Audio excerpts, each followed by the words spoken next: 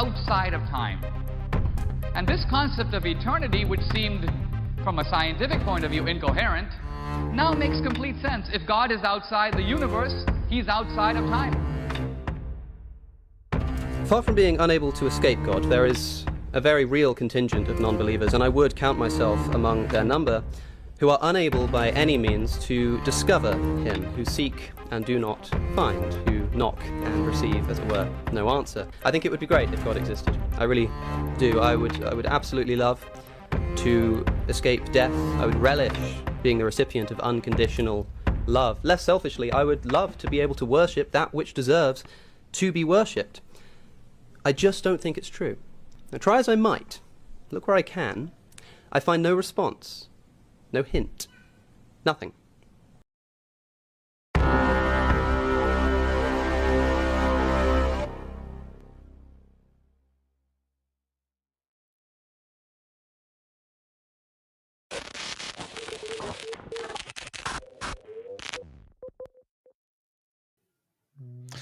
Hello, everyone, and good Sunday evening. It is I, Don. Next to me, Trav, and as always, John. Hello, guys. Good night, everyone. Yo. John? Shaking. I said hi. Oh, I didn't hear you. Am I the only one who didn't hear him? It was it was a very conservative hi. Yeah. Okay, classic of John to be have a I'm not conservative very liberal hello. with my volume. You understand? I see it. Maybe we should be progressive. Who knows? It is March 17th, and this is our 9th Pangburn update, and we're asking an interesting question tonight. What is metaphorical truth? And shootings in the United States of Afghanistan, which is an inside joke between Travis and I. When did we start saying the United States of Afghanistan? When did that happen? Do you remember? I don't know. When I started seeing way more violent incidents in the USA than I do in Afghanistan. And the people who are like, oh, Afghanistan, that would be so dangerous to live there. And I'm like, yeah, go to the south side of Chicago, motherfucker. Have you ever considered just the beautiful thing called the CNN effect, where I'm misusing that term, but this beautiful thing called differential levels of coverage based on where you are and based on how newsworthy it is? I don't know. And I don't get high. I don't get high off bullshit, John. So I steer away from U.S. Mass media bullshit. So I appreciate. Ouch. I'm sure we know about every violent incident in Afghanistan. I'm sure all of those are reported by major news. John, it's tongue in cheek. I can't even walk around fucking Afghanistan and not get my head chopped off. You see, I know. So I know you know that, but there are many people who don't know that. So I always got to tease it out for. Okay, no, John, it's a metaphorical truth. Okay. Sorry, Don. No, I just wanted to say that for those watching, remember to try to interpret everything that we say in good faith. Think about what could they possibly mean that isn't entirely stupid or out of point. This is how you should generally approach conversations, by the way, for those who don't. That's an important thing to do. Try to make sense of what the other person is saying as opposed to trying to defeat it. And or being a sophist and like getting tied into the weeds that mean absolutely nothing with regards to the content of the like the definition of a word. That's a great way to ruin a conversation. It depends on what you mean by X. Yeah, it always depends on what you mean by X. So you don't need to say that. You could just say, okay, so what are we talking about here? Are we talking about this or that? Like, I guess so. And then get on with it. So what does Jordan Peterson mean when he says metaphorical truth? So this week, Jordan's video, I think Sam Harris crucifies Jordan Peterson. And for those who don't know, the title is only second to the thumbnail. Travis actually managed to create a Caesar-looking Sam Harris and like on the cross Jordan Peterson, which is very funny. Even the comment people were mentioning how good that thumbnail was. Well, it's supposed to be Sam Pilate or Pontius Harris. Yeah. Okay. Pontius Harris. Jesus Peterson. Jordan of Nazareth? Yeah, Jordan of Nazareth. Yeah. JP of Nazarene. So John, our resident Jordan Peterson fanboy, what do you think is metaphorical truth?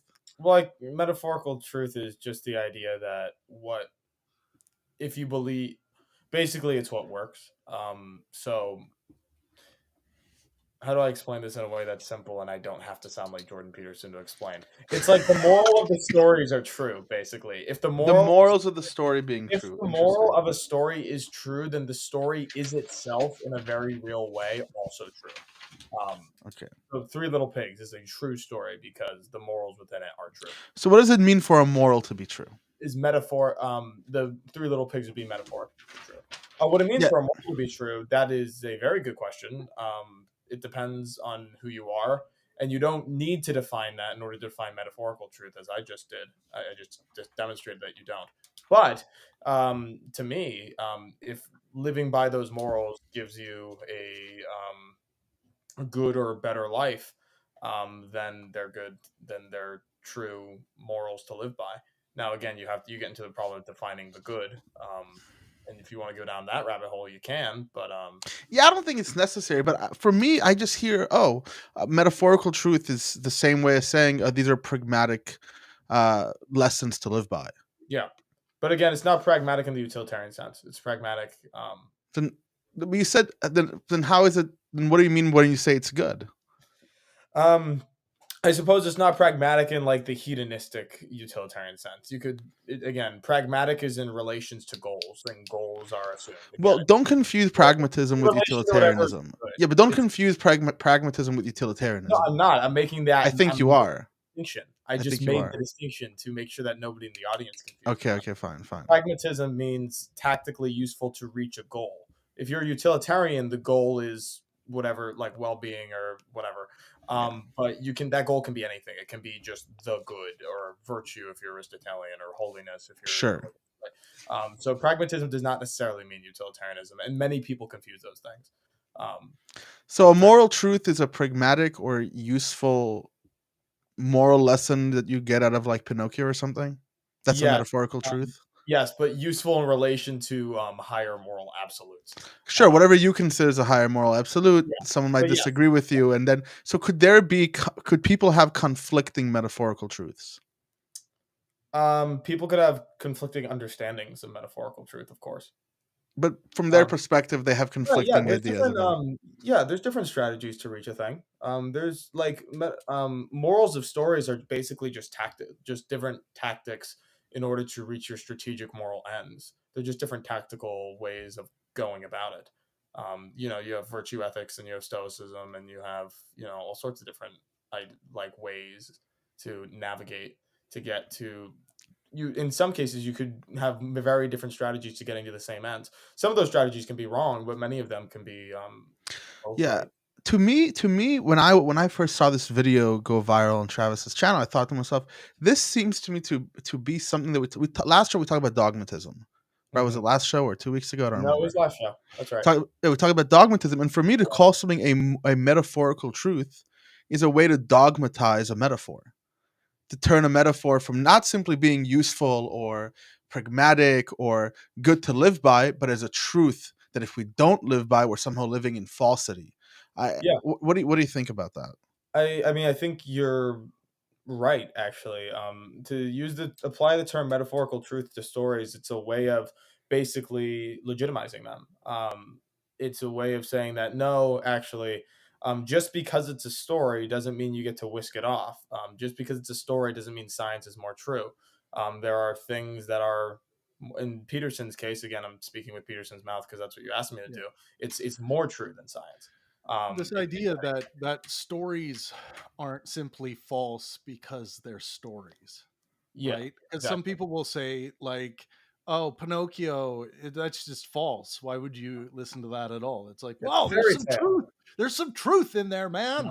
It's like, and I agree with that. There's some truth within Pinocchio, and what do you call that? I mean, like. It does describe the world in some way, in a real way, in a correct way. It's a little weird though, because I think some people throw metaphorical truth. Yeah, we got to get Don's response there. But some people throw around metaphorical truth so much that it no longer is referencing a metaphor at all. and I'm just like, not every truth about a narrative is a metaphorical truth. Right? I mean, for me, I don't like this dogmatism. 'Cause it almost makes it there are correct ways. Like this metaphor is true because it's the correct way to live your life, and then of course you do the Izot gap. You're kind of stuck in this. I can't Yeah. prove this in any meaningful way.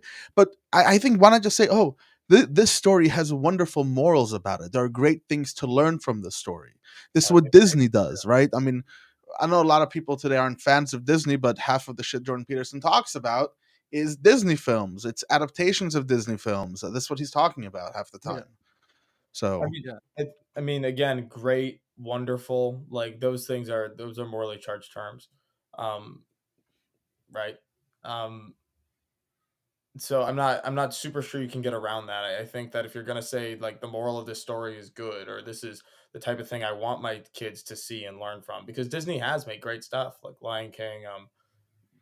well, Lion King is just Hamlet with lions. Yeah, it's still great, and it's great. But the religion of Disney is far superior to the religion of Christianity. That's a very silly statement, but okay. Oh, why is that silly? Why is that silly? Why? Because and why do you think it's more universally accepted by parents around the world? Because it's watered down. It's like the kiddie version of Christian morality and Christian lesson. Is it watered down, or is it simplified in an intelligent way? It's the same I suppose I shouldn't say that with such prejudice. You're right. It's more simplified. I mean, I watched Tarzan, and in Tarzan, a baby gets eaten. A family gets eaten by a fucking leopard, and then the leopard tries eating the baby. That's sanitized? I don't know. That sounds pretty nice. And then there's this guy trapping monkeys in cages, torturing them, when we know these are super intelligent beings who talk to Tarzan. And then he ends up killing him by hanging him. And you see like his shadow reflect in the thunder. I don't think that's sanitized. To me, that sounds very Sodom and Gomorrah-ish. Yeah, I also want to throw in the death of Mufasa, and also the death of Gaston. You know, for me, I would have liked it more if Gaston like was thrown in jail, had to pay for his crimes, and maybe even the insane asylum at the end. That's where Gaston should have been thrown. But yeah, unfortunately, I feel bad for Gaston, honestly. Like here's the thing, because there's stuff going on that he couldn't possibly know as like a normal dude from a random medieval village. Like this thing looks like a monster. Like he has never met this thing before. Like it is the assumptions he made were basically reasonable. He was just kind of an asshole. If Gaston had half a brain and half of anyone's moral worth, he would have realized that Belle wanted nothing to do with him. Yeah, he would have just moved on to one of those hot blonde chicks that would have done anything for him. The problem is that Gaston is just whatever 90s version of Disney could concoct of like what they predicted Andrew Tate to be. Right? Just really what that is. Well, have you guys seen these red pill guys that talk about like Pinocchio and they try to relate it to like they're talking about Epstein Island in the pleasure. Yeah. No, I don't know. Wait. What is that? Well, they're like, have you seen? I think it was on Joe Rogan's show. They're like, have you seen Pinocchio? And Joe Rogan's like, you know, he's all bald and he's like, what? What did I miss? And then they're like, oh no, you know, they're obviously talking about something like Epstein Island when they talk about Pleasure Island. You go there and you come back and you're no longer a boy anymore. You know, they're just trying to draw this just like conspiratorial line. Oh my God, I have it. Should we play this? Yeah, play it. Fuck. It's the funniest thing ever. It's funny. Oh my goodness. Sometimes I wonder though, when I watch that clip and I watch their reaction to it, whether or not they're thinking it's just a funny joke or if they think it's on to something.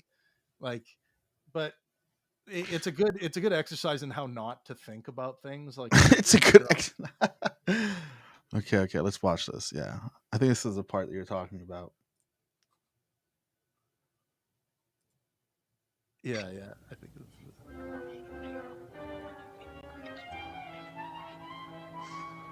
and I takes him to Pleasure Island.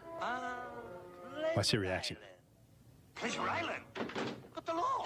Suppose they... No. There's no risk.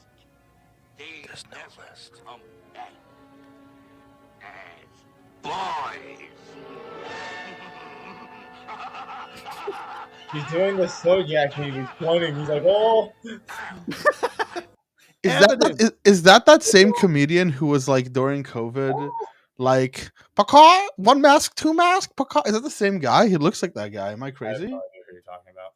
Oh, okay, never mind. I don't know. I that just popped into my mind as like a really funny thing. I was scrolling. I think someone has edited it into a short where it's like they have that boom, boom, boom, like that red pill music in the background, and then they're like talking about how that is like what Disney is trying to create is these people who like create Epstein Islands and That like wasn't true when they were making Pinocchio. Definitely not. What do you mean? They know the future. Disney is almighty. Illuminati. No, but Make actually, it rhyme. Maybe people believe it more. no, but this does play into the idea of metaphorical truth, though, because if you want to take like the low-brow like conspiracy that like Disney like predicted Epstein Island or had something similar themselves, like that's stupid. But a good indication of metaphorical truth is that this narrative portrays a pattern that recurs in reality because it describes something about reality and its fundamental patterns. Like I think that what this shows is manipulated. people's apophenia and ability to just connect patterns and just think they're true because they connected some sort of pattern. Where Jeffrey Epstein, first of all, we don't. I think Jeffrey Epstein more into underage girls. That's from what I know. I don't know if it's with boys. So like that breaks apart, and I don't think he ever called it Pleasure Island. I think all it's talking about is sin. It's like a place where everything is fun and pleasurable, and you sin, and that's all it is. That's all it's talking about. That's a pattern too, but okay. Huh? That's a pattern too, I would say. That I mean, it's not. This is obvious. What this was intentional, right? This is literally intentional. This is a thing humans have always dealt with. Oh, you do the wrong things. You do a bunch of drugs. You do a bunch of whatever it is. you That's fail like on father and mother. right. Getting drunk. This is it all this time. It's the This is human also condition. how, Go to honor your parents, get alone, get abused, get this taken is how advantage of. this was what's his name from Ninja Turtles. This Master is Splinter. how what's the bad guy in Ninja Turtles? Oh my god. No, Shredder. Yeah. This is how Shredder built the Foot Clan. True. He gave cigarettes to the kids who were, he gave them all this crap that he wanted, and that's how You're into it, though. he built the Foot Clan. Yeah. Did you say built the Pokemon? Yeah, Okay. Just making sure I heard that right. yeah. Let's all make Don Don believe he heard that right. Yep, guys. I mean, it's a meme now forever. Whatever. But on more serious news, Metaphorical truth isn't that complicated. I feel like people should get it. Like, yeah, I think people don't get it. I think that the reason why they don't get it because it's like They you don't can want say to. it's super obvious in a different way. But Yeah. Well, I agree with what someone just said in the comment section here. Eric Medina says it's irresponsible to refer to a narrative observation as a truth. Normal people say this is making a point. I agree with that. Like when you start conflating like metaphorical truth with other criterias of truth, I think it really can confuse people and confuse conversations around facts and reality versus But that's kind of the point. interpretations. So I get that, and I think that's why it's good to make distinctions between metaphorical truth or like or like scientific truth. Like I think it's good to make those distinctions, but that's also the point. The point of metaphorical truth, the whole point that Jordan's making and trying to make throughout all four conversations with Sam, is that there are types of truth other than scientific material truths. Here's an example: metaphorical truth. The very point of the concept is to show that reality and truth is more than just the material. But Sam's point is that Jordan is calling it that metaphorical truth as opposed to what other theologians might call it or apologists for Christianity might call it. He's calling it that to try to give it more weight, validity, more validity than it's really due by slapping truth onto it, and like you can try to read into his motives if you want, but it's not. He's admitted it. I think that's a decent critique of how it's used by Jordan. It's like what, because Jordan will say things like, well, it depends on what you mean by truth and what kind of truth matters most to you. And Yes. Jordan will say he doesn't know which one matters most to him.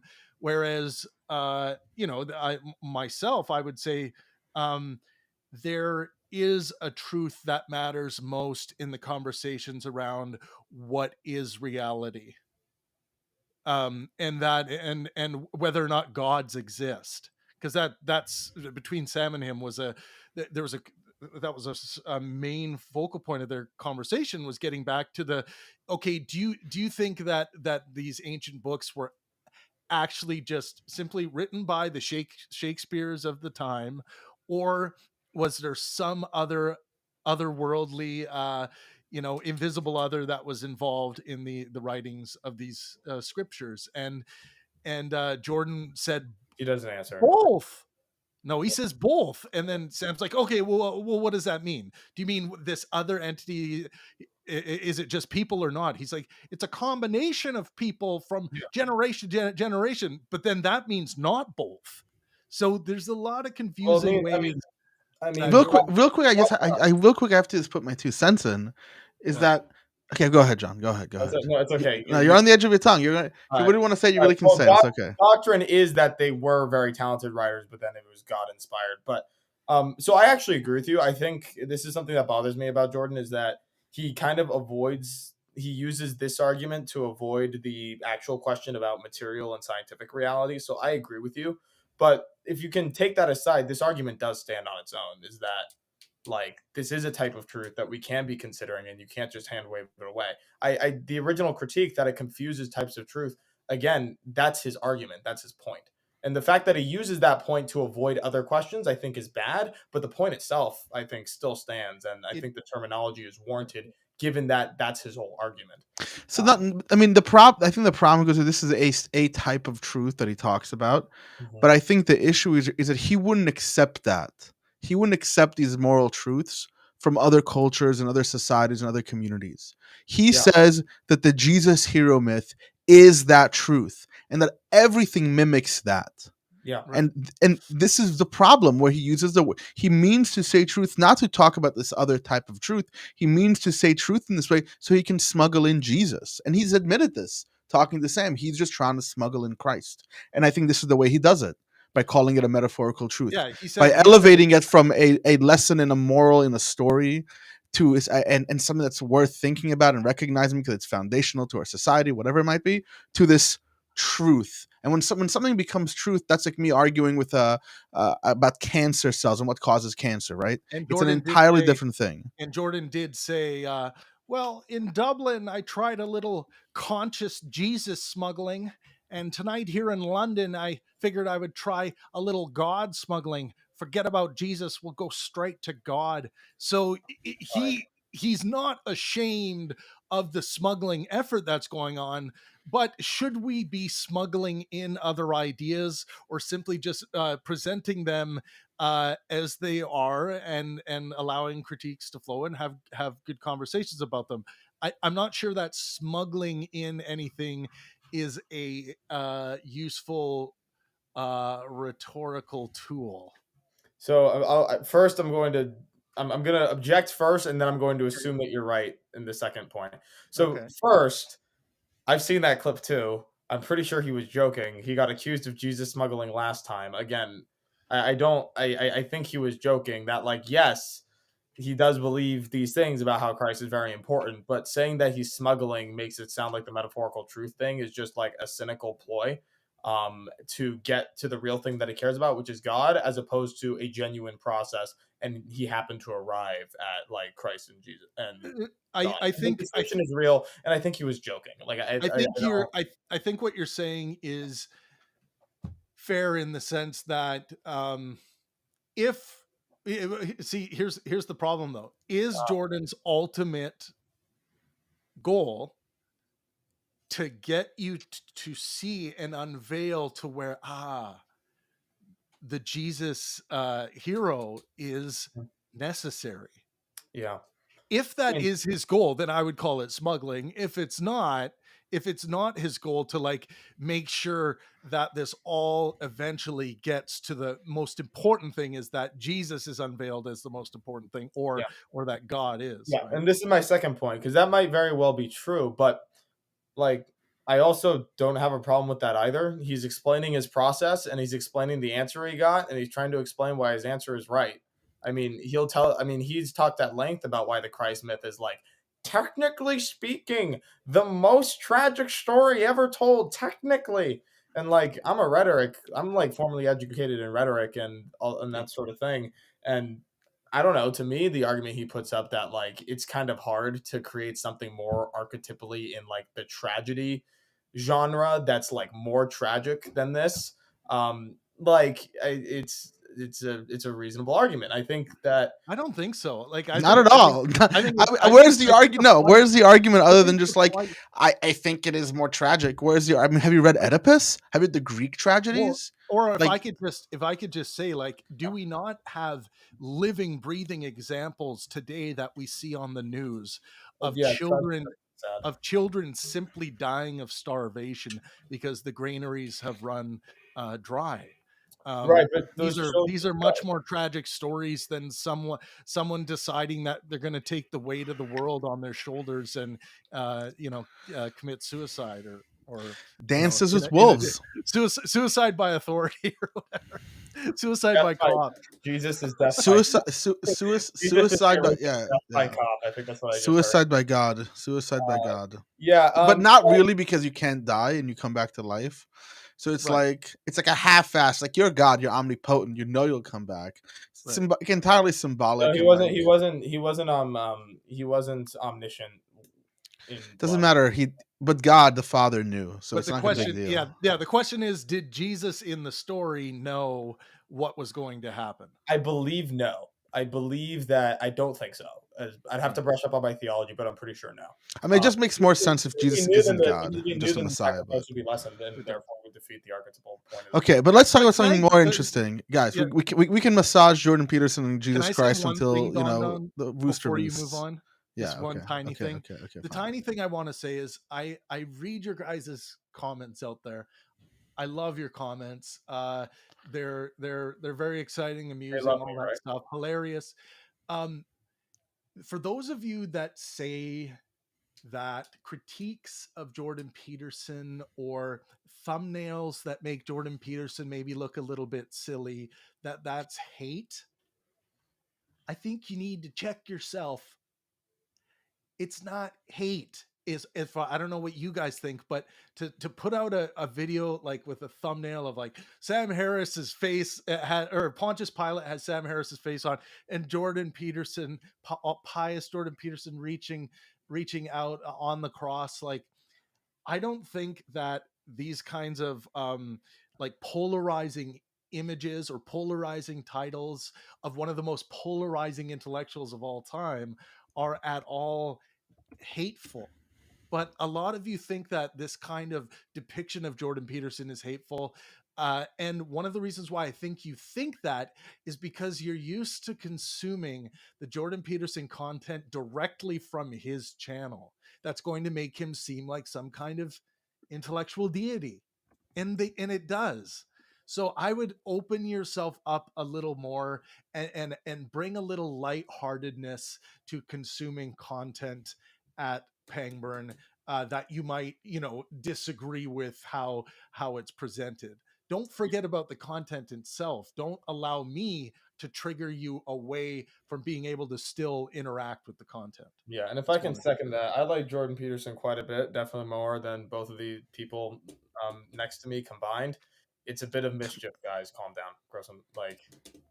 It's just for fun. It's for ha-has. Look, and you can't make the argument that Jordan has not done the same to other people, right? Because he's a polarizing guy, right? Look at the shit he says about Justin Trudeau, the way that he depicts Justin Trudeau or other people he's called the worst of tyrant and idiot, and true. He's a polarizing guy, right?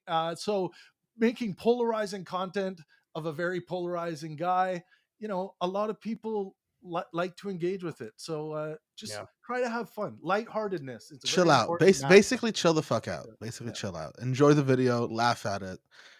That's what it is. It's like South Park. Imagine if South Park put Jordan Peterson. I think it'd be funny if South Park made an episode about Jordan Peterson where he thinks he's Christ. That'd be super funny. And then Sam Harris is Pontius Pilate crucifying him. Like, that'd be super funny. Wouldn't that be a funny episode? Right. Yeah. 100%. Just cheer me on if you don't like their arguments. It's all right. I'm here for you. You're a champion.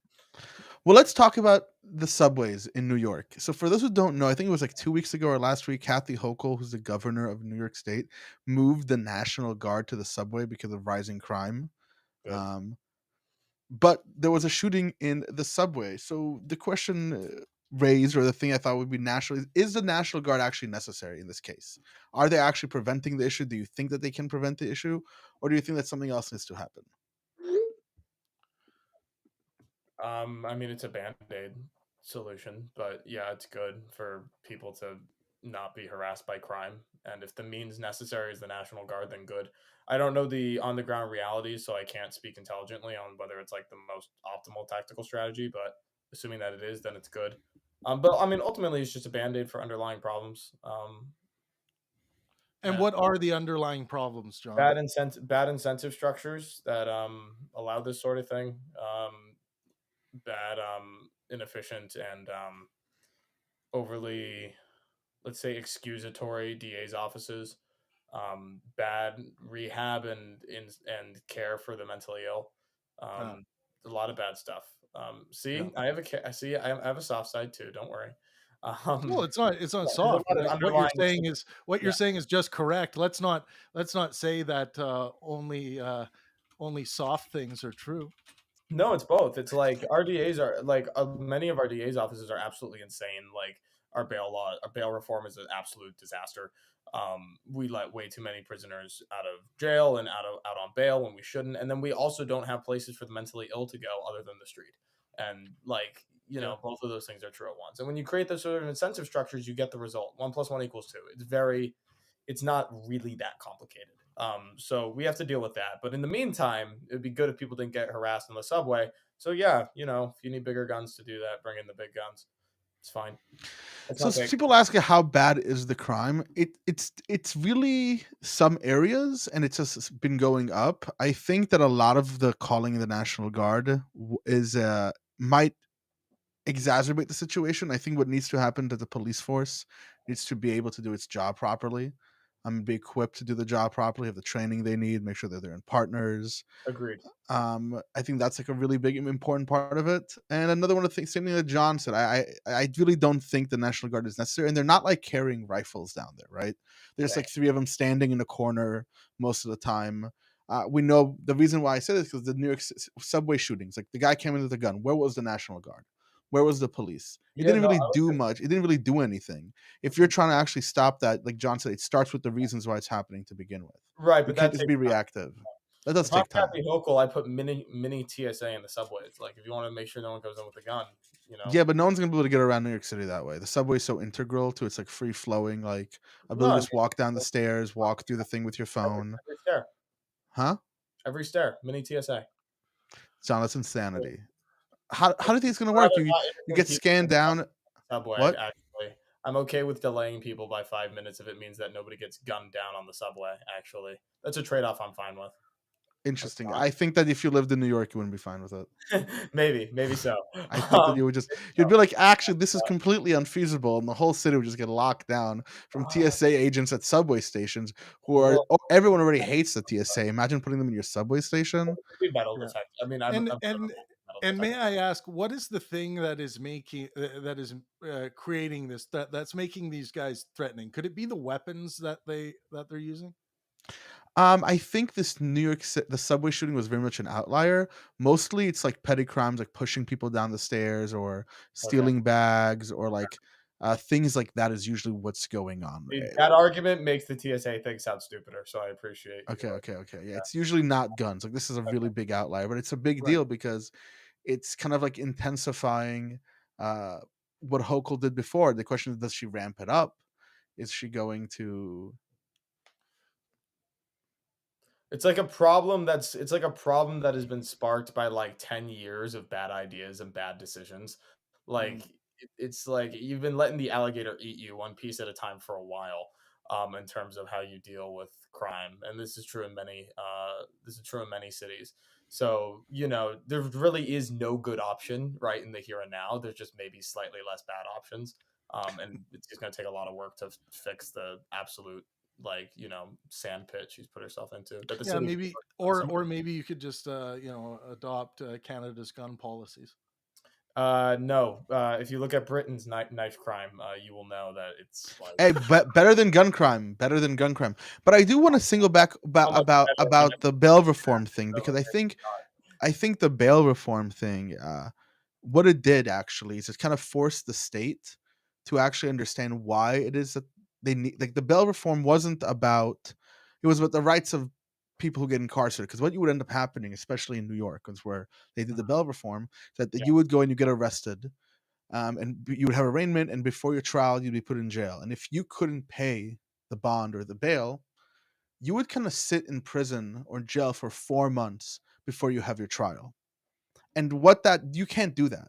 A person can't be in jail before they've been convicted guilty. I mean, it's a violation of constitutional amendment. Like that's And that's what the bail reform has focused on. It doesn't. It's not because they want to release criminals into the street. It's because, hey, we can't just keep people in prisons and in jails. And there was someone who was in jail, I think, for 2 years, 2 years of his life, only to be found innocent. Yeah, so generally speaking, I agree on a conceptual level, but I've spoken to like local DAs about this in New York. And the problem is that they don't take into account factors like recidivism or like factors like the nature of the crime that they were arrested. That's not true. Like I'm very sure about it. You keep talking. I'll Google it. I'll Google it. Like first person from the source information that I don't know what the internet or like the policy is going to tell you, but apparently the practical reality is that like people who get arrested for like 10, 11, 12 petty crimes in a row and keep getting released on bail, like the 13th time they get arrested, they actually do something violent. And that's the issue. I agree that it's totally unacceptable that people are sitting in jail for 2 months before they're even found guilty or innocent. That's absurd and needs to be fixed. But the solution is not be and cannot be chronically and systematically re-releasing people who commit crimes back into the community so they can be, especially when they're being very recidivistic. It's totally untenable, and it's a violation of the government's duty to protect its citizens. So like you've created a society and an environment where there is no good option. I agree with you. But that's like a 20-year problem that New York has been having and many blue cities have been having. And if I have to choose the lesser of two evils, if you've committed like 8 or 9 petty crimes, I'm actually okay with making sure you don't go out again. But so I'm looking at it right now, and within the bill, the judge can do that, and judges should do that. Like, it's not, there's no rule against saying if you've committed a violent offense before, they can just hold you. They can revoke your bail. You just don't have bail. Again, you said violent. That's not the problem. If you've committed 8, 9 like low-level thefts and you've shown recidivistic tendencies, but you haven't done it violent, they will let you out. And then on like the 11th time, after you've been released 10 times, then and only then you'll do something violent. But this is the thing that you're willing to overstate due process. Overstate? You're willing to pass over due process. You're willing to say, because you've done this in the past, and it doesn't, we're still going to hold you without a trial. No, I don't believe in that, actually. I believe that our trial should be faster, if you want to know my actual... That's the answer. The answer is not, I'm okay with that. The answer should be like, I'm not okay with how slow the justice system is. Yeah, I'm not okay with how... But changing that is the problem. And this is like where a lot of Republicans in New York, I feel like, are extremely authoritarian, where they're willing to just be like, you know something? Fuck due process. Fuck innocent until proven guilty. It doesn't matter. What matter? That's a problem. Part of that's the virality of buzzwords. Like bail reform is a big buzzword that everybody knows what it means. So it's partly like an optics thing. And then the other part of it is, I guess they think that speeding up like trials is just something that's a long-term plan that they can't deal with. So they rather have the short-term band-aid, which is like ending bail reform. And like, again, if I have to pick, I would rather, have people who have recidivized 9 times in jail for a month or 2 than let them out and, with that high risk of something violent happening. But I would also rather dodge the question altogether. But that's a long-term solution, not a short-term solution. So I think a short-term solution involves just more not defunding the police, but refunding the police. Look at the budgets. Look at how the funding is. Look where the money's going in. That's a make sure the police officers are equipped and have units that can take care of it. I think that's a short-term solution.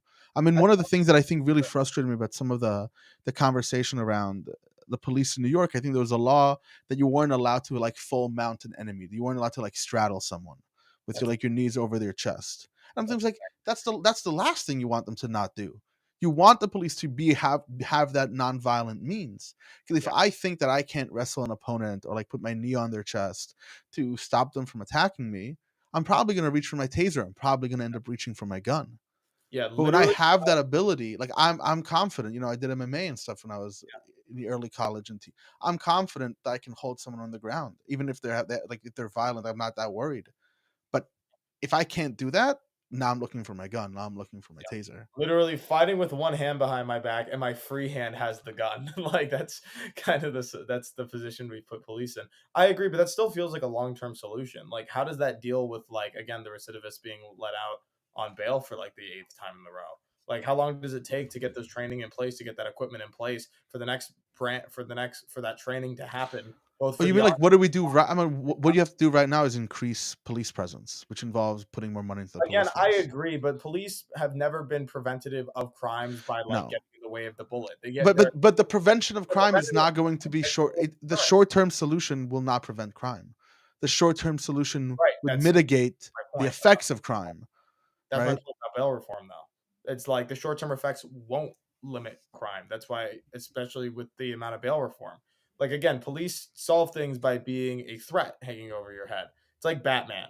Batman doesn't stop most of the crimes in Gotham, but the criminals being scared when they look into the darkness of the alley, thinking that he might be there. That's what stops the crime in Gotham. And when you have somebody who has recidivized 9 times, they have demonstrated that that's no longer effective. And that is why. These folks recidivize even after they sit a month in jail. That's it. That's all the difference is. The only difference is now they're just sitting in jail, and then after they go, they do it again, and they go and do it again. And then what did you do? Well, no, what They I'm go, oh, saying. they couldn't pay bail, so they're more poor. They're more homeless, right? They're more they can't pay for their apartment. They're sleeping in jail. They come out.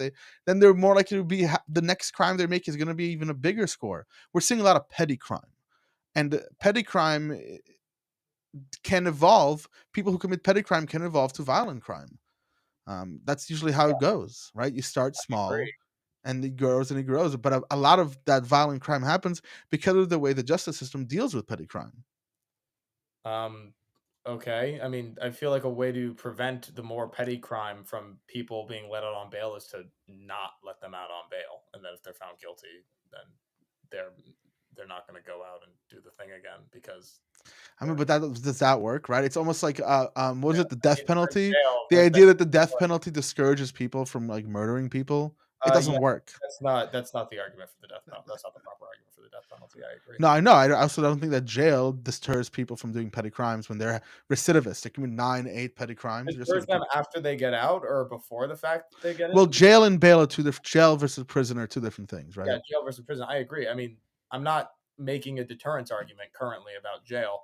I'm making a physically unable to do the thing because you are in a cell. Oh, so just hold them in a cell. Yeah, that's the solution. Well, if you've recidivized 8 times and you show that the deterrence doesn't work, then then just put them in jail again.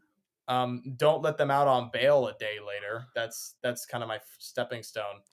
What about the George Carlin option to throw them all on one island? I love that option. That's what the Brits did, and it created Australia. It was great. It worked out well for everybody. We've all seen that movie with Snake Plissken. It didn't look like a very nice place. Just take one of the Hawaiian Islands.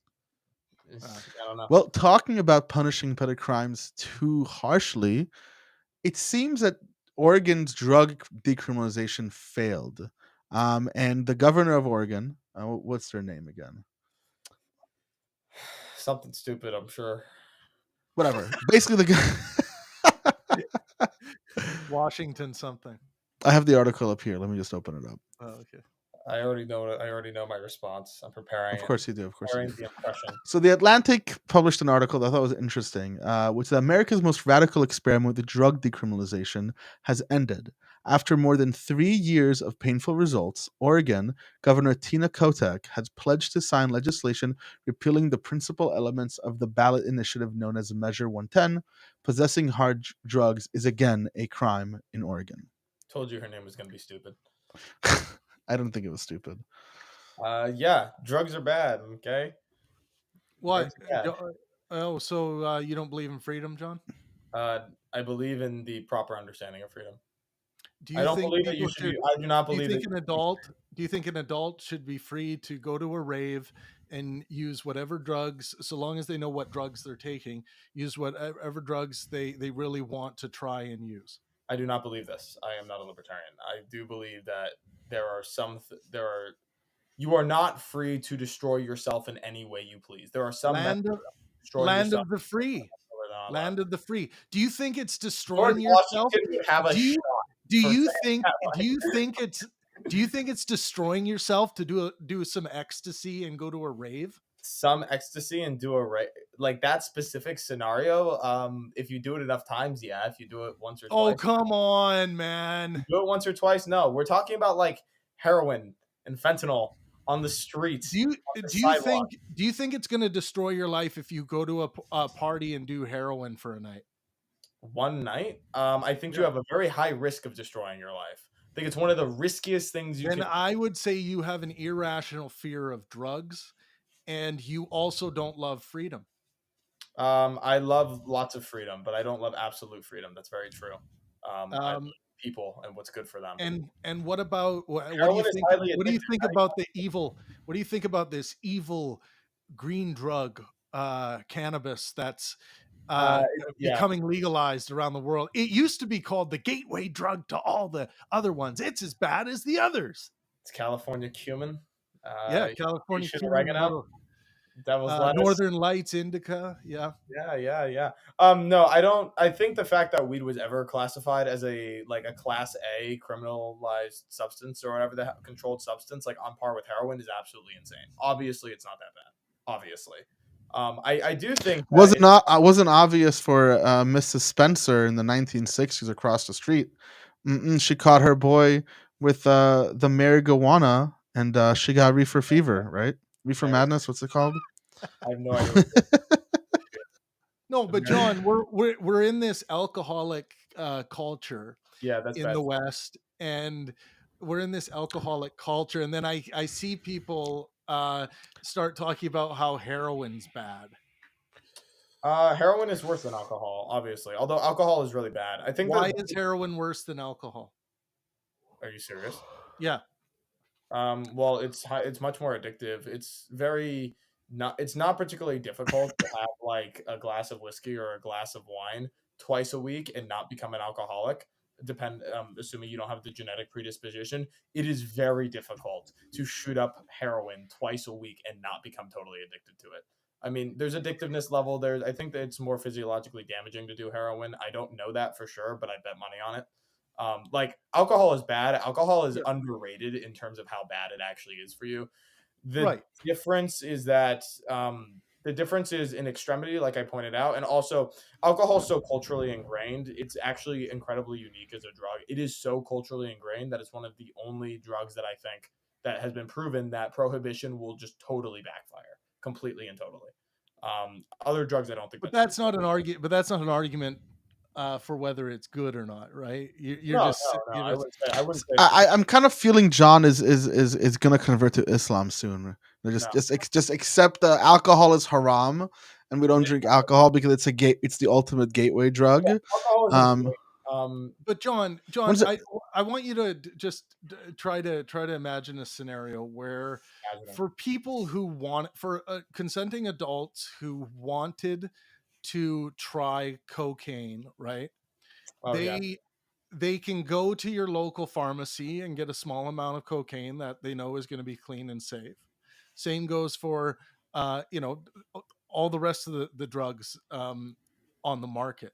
And then it also comes with the education that comes along with, okay, if you're going to try heroin, you can try this amount. You won't be allowed to get another amount for this long period of time.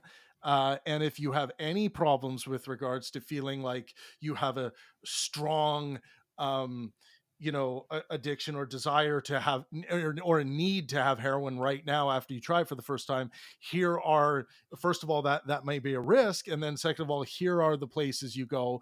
I mean, the first place you'll go is to your family doctor and to say, I got a problem here. Now, with all that information about heroin, I really believe that will probably deter more people from trying heroin, just the education that would come with that. So part of this is like, people, and I agree with you about like the alcohol thing and prohibition. I think people are just, they're going to do what they want with regards to this stuff, but my thing is giving them a safe outlet to do it, and also opening up the options to them, right? Like if they want to try psilocybin for a weekend, they want to get a good dose. By the way, you can actually get it legally now in Canada. Psilocybin's a bit different, I would argue. Right, but whatever, right? Cocaine, right? They might want to try some cocaine. So let's bring an anecdote into here, right? So Portugal Sure. did a similar thing. They decriminalized drugs, but there it's a success. Sure. Their addiction has gone down, their crime has gone down, and I think the question becomes, what happened? What the difference is? That's a good question. What it seems is that the U.S. might have decriminalized drugs, but they didn't give them an outlet. There was no real, we find you with drugs, here is a center you can go and just do them cleanly, you don't have to be on the street. Here is a pathway towards getting clean. It was simply, we can't take you to prison. There was no the alternative, right? What the U.S. has failed to do is that it has combined both its mental health institutions and its crime institutions. And there's so much bleed over. Most people who are doing drug addicts, petty crime, they're usually mentally ill. They have mental illnesses. Correct. And there's it's almost the police have to deal with that. And they go into jails and prisons.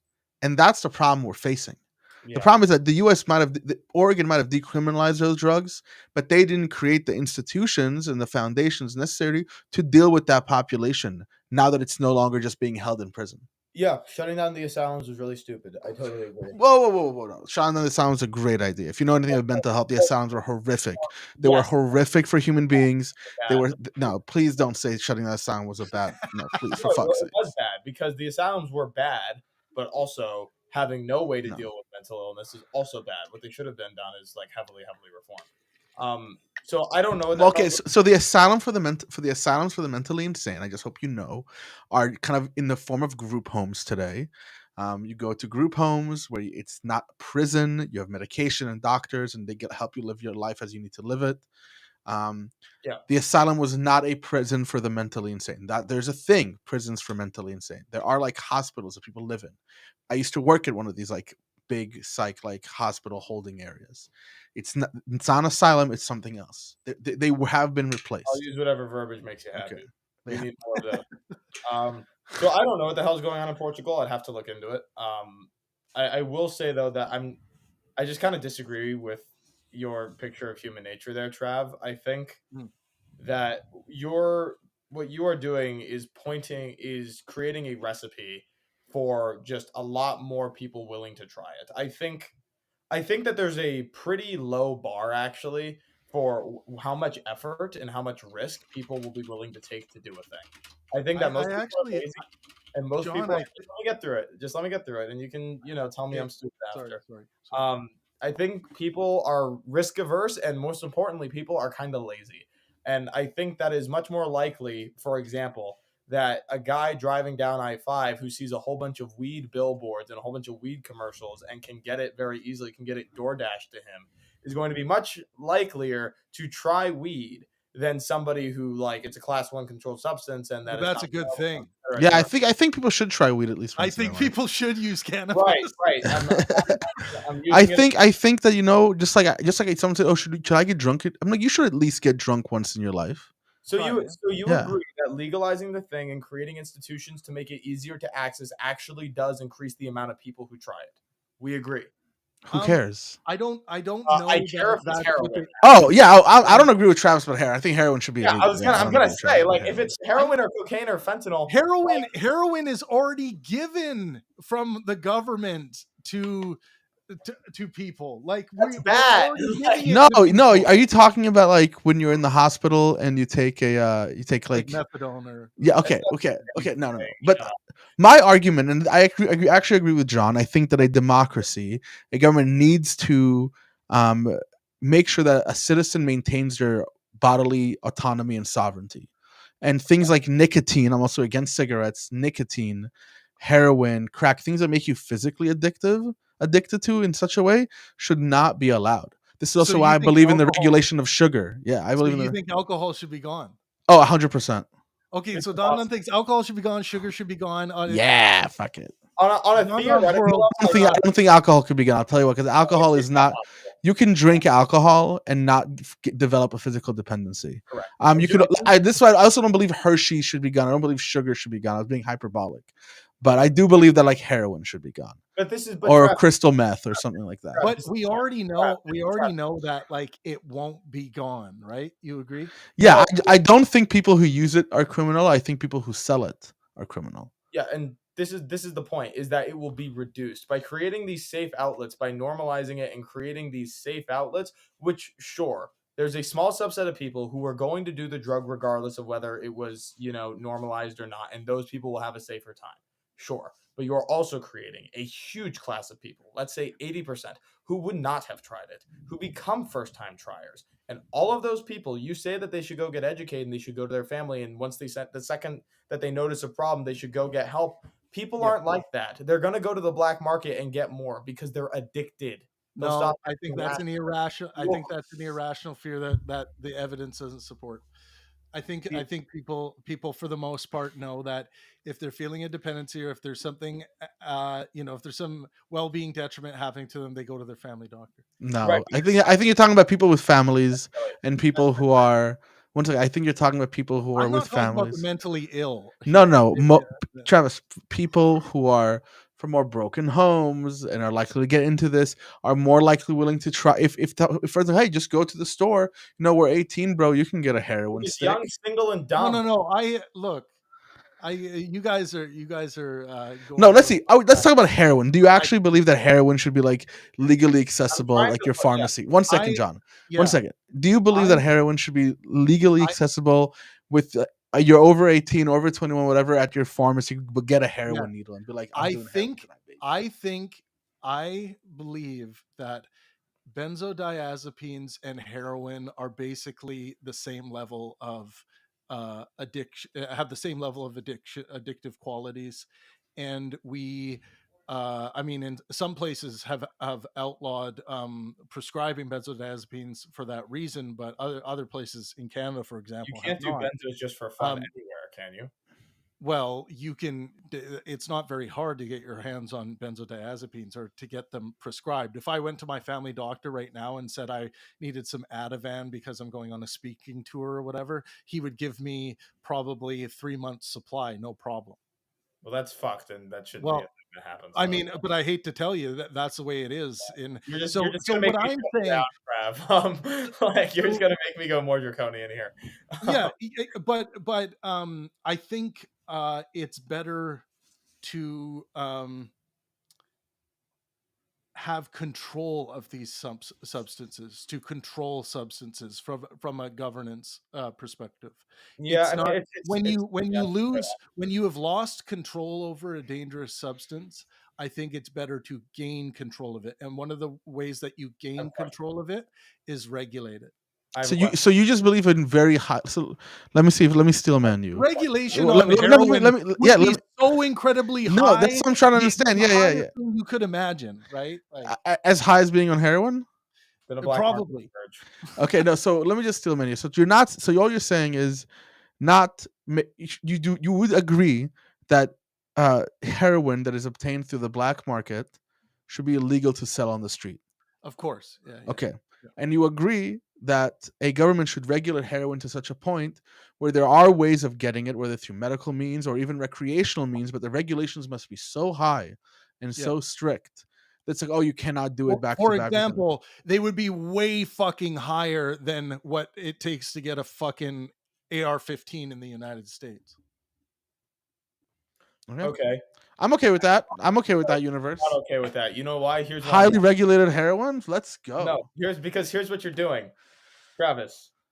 Yep. Buddy, Yep.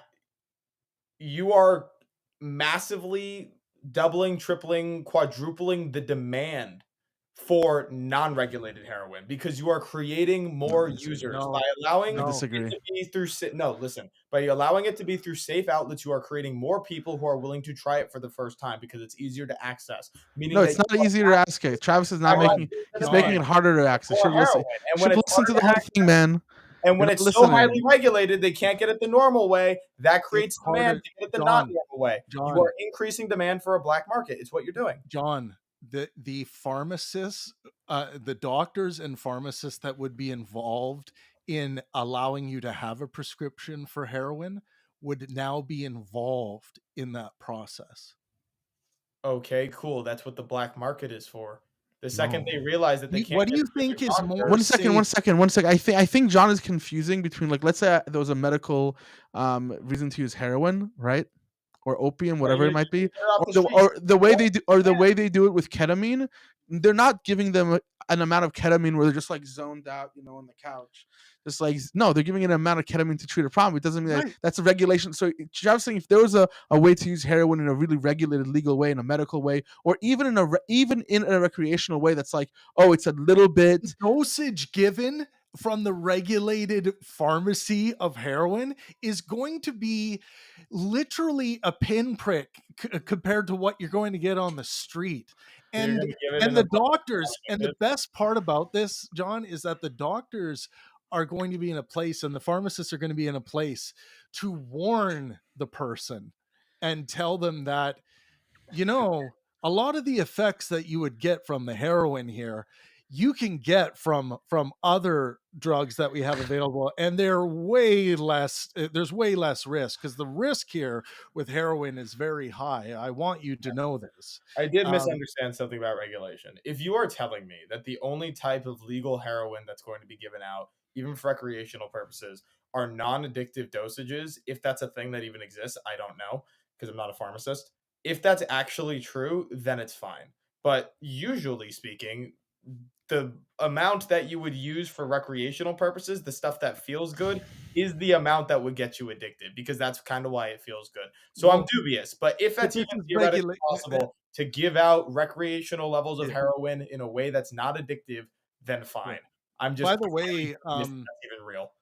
This is the thing that Peter Hitchens writes about and is really hardcore about, is like these people like me who are interested in this type of more freedom, and so long as it's accompanied by more regulation. And I would expect someone like you, John, coming from the land of the free, home of the brave, the way you're talking right now does not sound very free and does not sound very brave.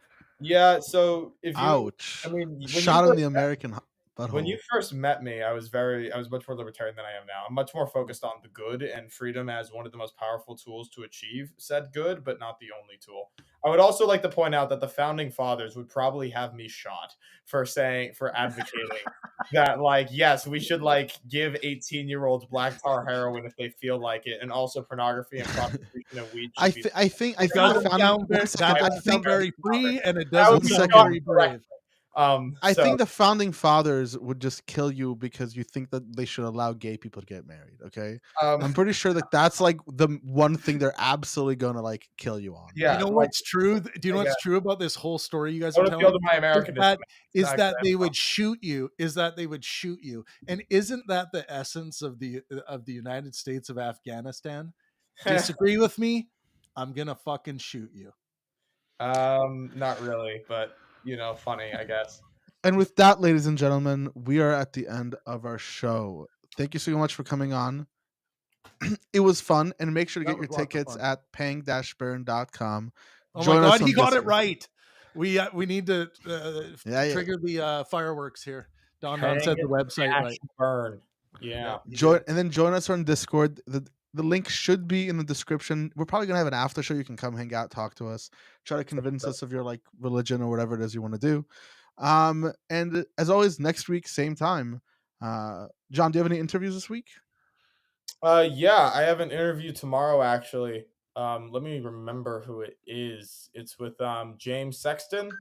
It's gonna be a good time. We skipped last week. I was, doing more fun stuff, but we do have an interview tomorrow night, same time, 8 p.m. It's gonna be good. I had some interviews the last couple of weeks. You should be seeing the clips of that. They're coming out. Really interesting stuff. So I hope you can see some of you there. And also, please just drop a like on the stream before you guys leave. It really helps out. And for me, I just interviewed Alexander Bard. It's on my YouTube channel. Check it out. It's a really good conversation. He's like a Swedish pop star who like was a judge in their Swedish Idol and writes philosophy. So that was really interesting. Yeah, very epic. Right on. Very cool. I want to talk about a remarkable phenomenon that is going on in Asia and Africa, namely the large-scale conversion of Muslims to Christianity. There was a complaint by a guy on Al Jazeera who said that by his count, 6 million Muslims are converting to Christianity each year. Christians have been saying two things. Number one, God is eternal. Eternal meaning not living forever on and on and on. Eternal in the sense of outside of time. And this concept of eternity, which seemed, from a scientific point of view, incoherent, now makes complete sense. If God is outside the universe, he's outside of time. Far from being unable to escape God, there is a very real contingent of non-believers, and I would count myself among their number, who are unable by any means to discover him, who seek and do not find, who knock and receive, as it were, no answer. I think it would be great if God existed. I really do. I would absolutely love to escape death. I would relish being the recipient of unconditional love. Less selfishly, I would love to be able to worship that which deserves to be worshipped. I just don't think it's true. Now, try as I might, look where I can, I find no response. No hint. Nothing.